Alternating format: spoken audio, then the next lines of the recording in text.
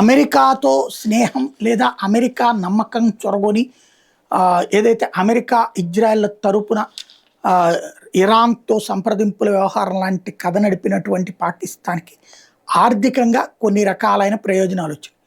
ఒకటి, IMF world bank నుంచి loans ఎప్పటిదాకా రిస్ట్రిక్షన్ ఉన్నాయి, ఇప్పుడు ఇస్తున్నాయి. అమెరికా అండగా ఉండి ఇప్పిస్తోంది. నెంబర్ 1. నెంబర్ 2 వచ్చేటప్పటికి ఇదివరకు స్వచ్ఛంద సంస్థల పేరుతో వచ్చే నిధులు ఆగిపోయినాయి. ఏదైతే ఫైనాన్షియల్ యాక్షన్ టాస్క్ ఫోర్స్ ఏదైతే ఉందో ఫైనాన్షియల్ FATF నిబంధన ప్రకారం గ్రే లిస్ట్లో ఉండటం వల్ల ఎలాంటి నిధులు అందుకోకుండా పోయింది. ఇప్పుడు నిధులు అందుతున్నాయి. స్వచ్ఛంద సేవ పేరుతో లేకపోతే అన్యాయం అయిపోతున్న పేదల పేరుతో తీసుకున్న డబ్బులతోనే అక్కడ ఉన్నటువంటి ఉగ్రవాదులు బ్రతుకుతారు, అట్లాగే అక్కడ ఉన్నటువంటి సైనికాధికారులు బ్రతుకుతారు, రాజకీయ నాయకులు బతికేస్తుంటారు, అవి తీసుకుంటున్నారు.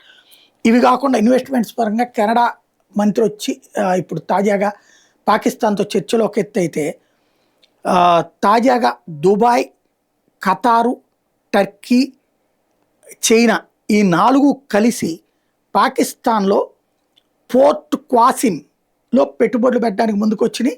ఈ 4 కలిసి పెట్టుబడి పెడుతున్నాయి.